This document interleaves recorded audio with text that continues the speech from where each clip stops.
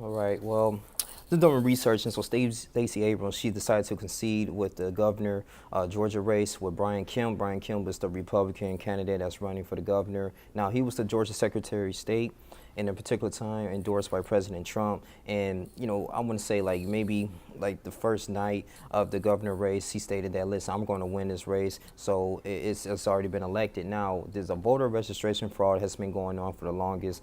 Stacey Abrams did not have a concession speech. This was more of a fear speech. She was like, I'm suing the state of Georgia for unconstitutional, lawsuit of these elections. They wasn't really counting the absentee votes. They had to wait at least about 10 days. And I was just staying up, want to think like, okay, who's going to be the next governor? Now, me personally, I do believe that Stacey Abrams won the popular vote.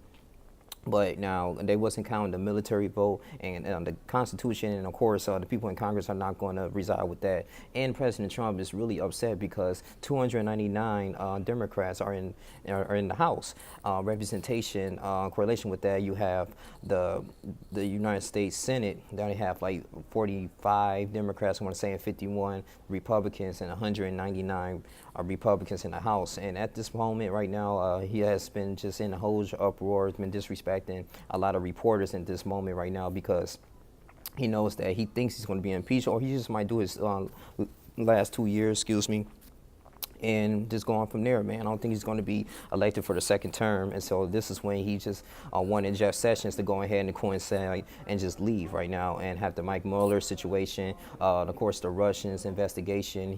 He's tight with Vladimir Putin. So it's a lot of things that the Democrats are going to crack at this moment. So as you can see, Stacey Abrams, she stated that Kemp is an architect of voter suppression. Of voter suppression, Abrams would have been the first female African-American governor in Democratic race since 2000. So it's been Fair Voters Rights Program.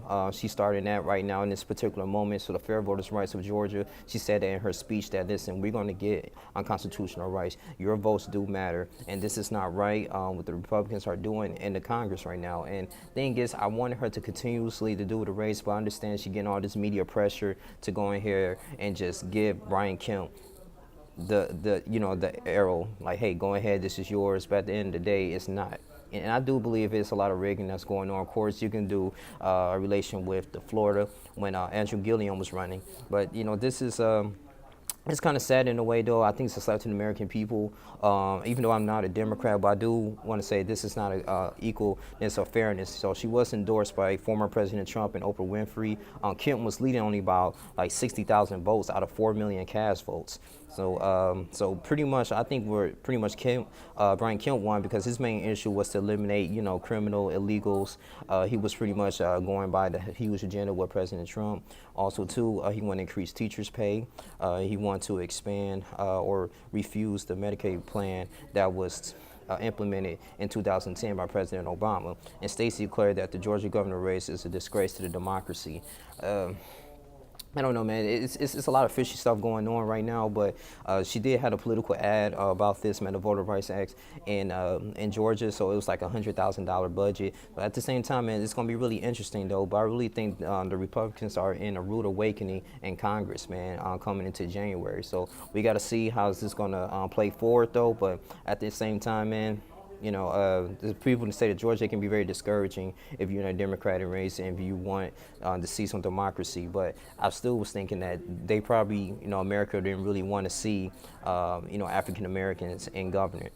And this is a woman that I highly respected. She has a JD, Yale University. She wrote many novels. I mean, she's very, very well educated and respected. Then you had Georgia militia groups are upset with her because she's running for governor. It's, this racism stuff, man, needs to stop. But at the same time, man, we got to see. We got to keep going. Continues to exercise your voice, and it's going to be really interesting coming in 2020. But that's all I have to say. You guys continue to like, comment, subscribe. I'm out.